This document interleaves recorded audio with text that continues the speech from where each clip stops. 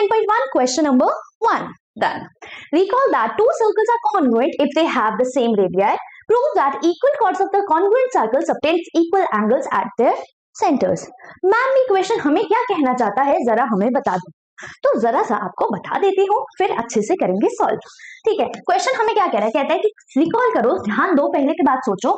जब दो सर्कल होते हैं हमारे और उन दोनों की रेडियस जो होती है वो सेम होती है तो दोनों सर्कल कॉन्ग्रुएंट होते हैं। क्या कहना चाहता है ये कहता है कि अगर आपके पास एक सर्कल ये है और अगर आपके पास दूसरा सर्कल ये है और अगर ये भी हमारा 5 सेंटीमीटर रेडियस वाला सर्कल है और सिमिलरली ये वाला भी हमारा 5 सेंटीमीटर रेडियस वाला सर्कल है तो ये दोनों सर्कल्स आपस में कॉन्ग्रुएंट होंगे।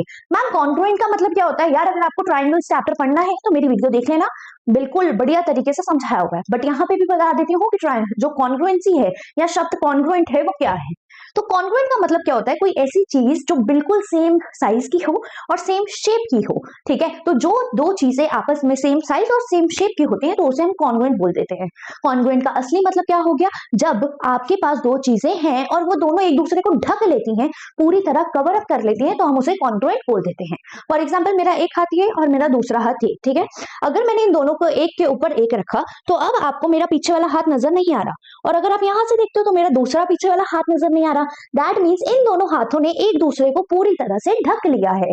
ठीक है, तो जब कोई दो चीजें आपस में एक दूसरे को पूरी तरह से ढक देती हैं और एक के पीछे जब दूसरी चीज हो तो पता नहीं चलता कि दूसरी चीज उसके पीछे है, तो हम उसे बोल देते हैं कि दे आर कॉन्ग्रुएंट। ये दोनों सेम जो है दिख भी रहे हैं, सेम साइज के भी है, सेम शेप के भी है, सेम एंगल्स भी इसके अंदर है। फॉर एग्जांपल अगर मैं ट्राइंगल की बात करूं तो जब ट्राइंगल की तीनों साइड्स इक्वल और तीनों एंगल्स इक्वल तो वो कॉन्ग्रुएंट होंगे। बट जब मैं बात करती हूँ सर्कल्स की, तो सर्कल में अगर दो रेडियस जो है वो दोनों इक्वल होती हैं तो वो हमारे कॉन्ग्रुएंट सर्कल्स हो जाते हैं। क्लियर है? चलिए, अब यहाँ पर इसमें क्या बोला था, इसमें बोला था जब दो सर्कल्स हो उनकी जो दो रेडियस है अगर वो दोनों सेम है तो ये जो दो सर्कल्स हैं वो कॉन्ग्रुएंट होते हैं।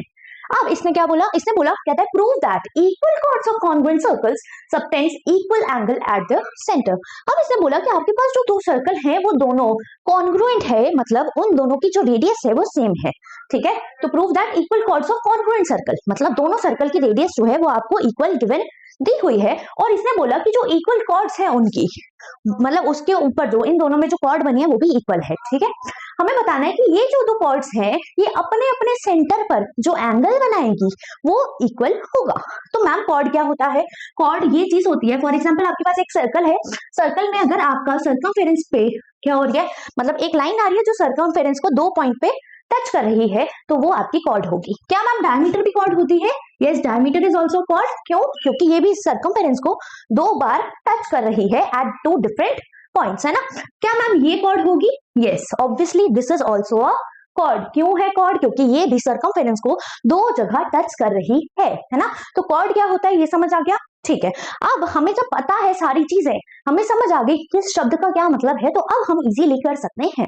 ठीक है, तो एक बार इसको देखते हैं, उसके बाद ढंग से बना के बताऊंगी। ठीक है, तो इसने बोला आपके पास दो कॉन्ग्रुएंट सर्कल है जिनकी दो रेडियस है वो इक्वल है। उसने बोला कि आपके पास जो यहाँ पर कॉर्ड है और जो इसके अंदर कॉर्ड है दोनों इक्वल है।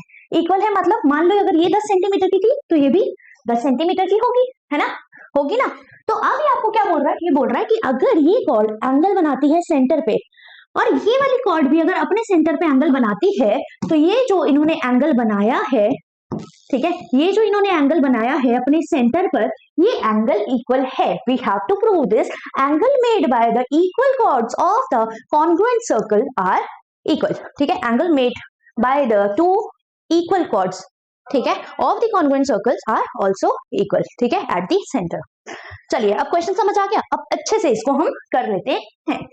ठीक है जी, तो चलिए अब इसको ढंग से कैसे लिखना है, क्या करना है वो देख लेते हैं। ओके जी, तो पहले बताओ क्वेश्चन अच्छे से समझ आया नहीं आया, कोई डाउट, कोई दिक्कत, कोई परेशानी तो नहीं है, हर जो वर्ड है वो समझ आया।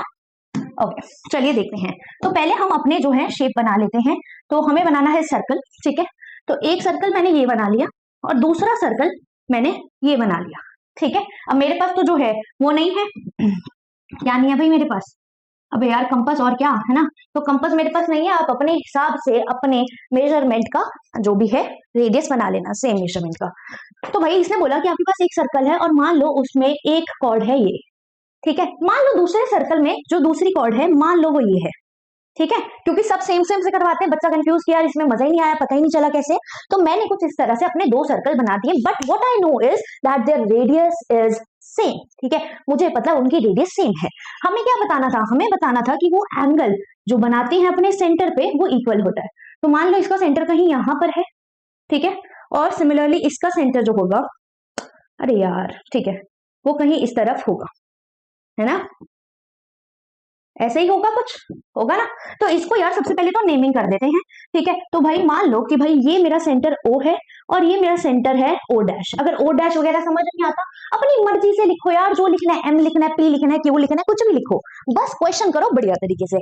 आपका एक पहला वाला सर्कल हो गया, ठीक है, इसको मान लो AB है ना, इसको मान लो ये जो कॉर्ड है वो CD है, ठीक है। What you are given is that the circles are congruent, that means the radius of the circles would also be congruent to each other, would also be equal to each other, है ना। तो यहाँ पर मुझे क्या पता है, मुझे पता है कि OA जो है वो OB के इक्वल होगा, radius of the same circle.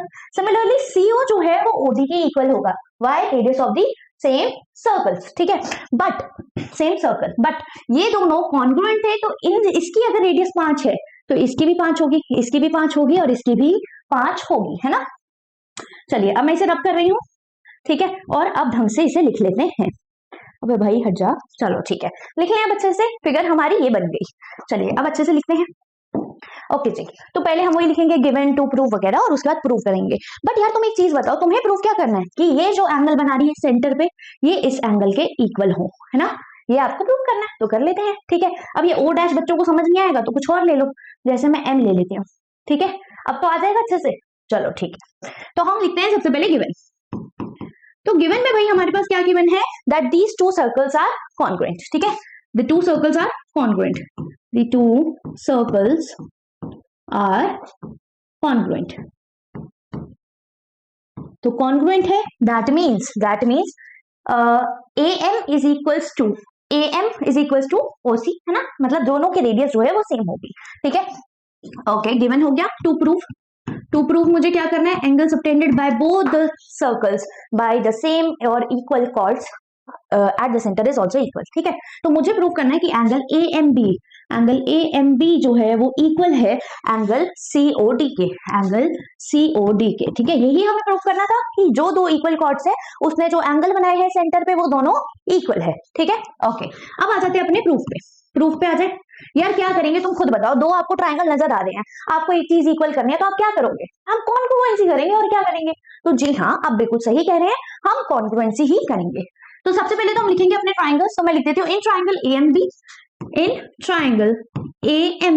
AMB वाले ट्रायंगल में, एंड ट्रायंगल, और कौन सा ट्रायंगल है मेरा, एंड ट्रायंगल COD,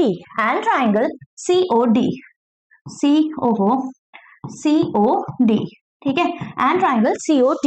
अब देखो यहाँ पे हमने क्या करना है, ठीक है। तो यहाँ पे मैं यहाँ पे मैं लिखती हूँ कि भाई मेरा जो है AM इस CO के इक्वल है ना।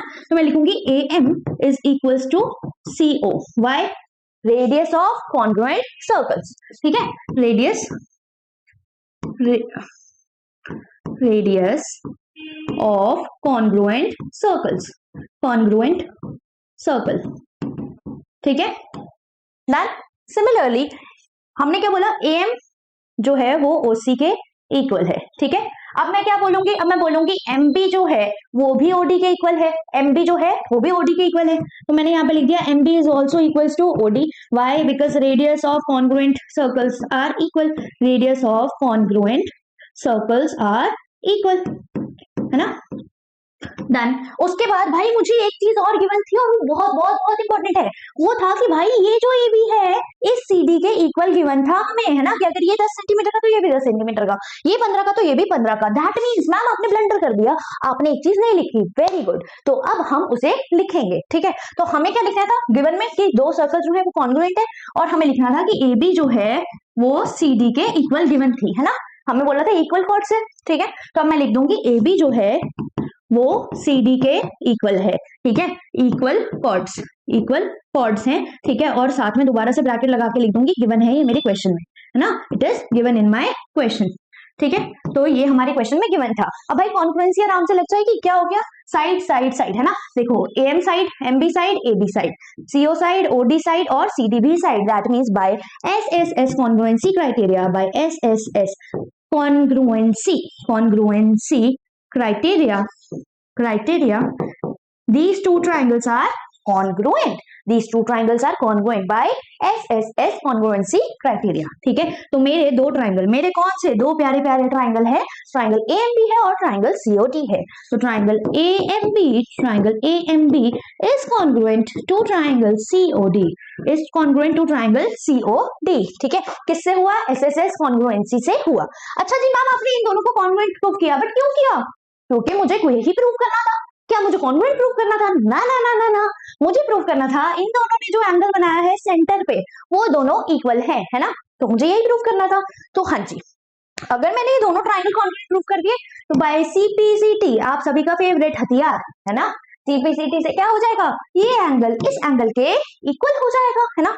तो लिख देते हैं, तो ब्लू पेन लेते हैं, हम यहाँ पे लिख देते हैं, हम यहाँ लिख देते हैं बाय CPCT मतलब corresponding parts of congruent triangles, by CPCT angle AMD is equals to angle COD, angle AMB, देखा, इसीलिए फिगर देख लिया करो यार तुम भी, बाई देख लेना, ठीक है। तो एंगल AMB यहाँ पे सही लिखा है, ठीक है सही लिखा है, तो angle AMB is equals to angle COD। अच्छा जी, इससे हमें क्या पता चला, इससे हमें एक चीज पता चली, क्या कि angle subtended by the equal chords at the centre is also equal, है ना। तो यहाँ पर मैं क्या लिख दूंगी, ये तो मैंने प्रूव कर दिया, अब ये मैं इसे लाइन को रब कर दूं, है ना। तो ठीक है, यहाँ पे मैं लिख देती हूँ ऐसे साइड में, या तुम लोग लिख लोगे, चलो मैं ही लिख देती हूँ, ठीक है। तो पेन चेंज करते हैं दोबारा और यहाँ लिख देंगे angle subtended at the centre, subtended at the center, angle subtended at the center by the equal chords, are also equal, है ना। तो एंगल जो सबटेंड हुआ है इक्वल कॉर्ड से सेंटर के ऊपर वो भी इक्वल होता है, ठीक है। अब यहाँ पर इसके बाद लिख देना हेंस प्रूव्ड, ठीक है, हमारा हो गया क्वेश्चन अच्छे से खत्म, ठीक है। मेरे पास जगह नहीं है तो तुम ढंग से लिख लेना, पहले ये लिखना, फिर ये लिखना, फिर ये लिखना, फिर उसके बाद ये लिखना, फिर ये लिखना और लास्ट में लिख देना हेंस प्रूव्ड, ठीक है जी। तो आया आपको क्वेश्चन अच्छे से समझ, कोई डाउट, कोई क्वेश्चन, कोई क्वेरी तो आप मुझसे नीचे कमेंट सेक्शन में पूछ सकते हैं, ठीक है जी।